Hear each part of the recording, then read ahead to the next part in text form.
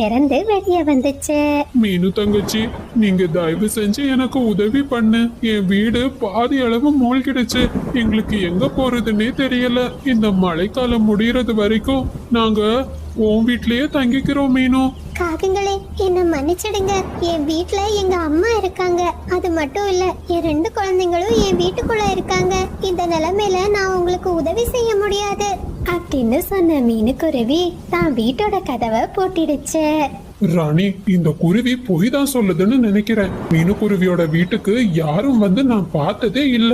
போதும் போதும், வேற எங்கேயாச்சும் போய் உதவி கேட்போம் போங்க அப்படின்னு பேசிக்கிட்டே 2 காகங்களும் அங்கிருந்து பறந்து போனாங்க. அம்மா, ஏமா பாட்டி வந்திருக்காங்கன்னு பொய் சொன்னீங்க? பசங்களா, இந்த காகங்கள் ரொம்ப மோசமானவங்க. இப்படித்தான் ஒவ்வொரு மழைக்காலத்திலயும் ஏதாச்சும் காரணத்தை சொல்லி நம்ம வீட்டுக்குள்ள வருவாங்க. கடைசியில நம்ம வீட்டு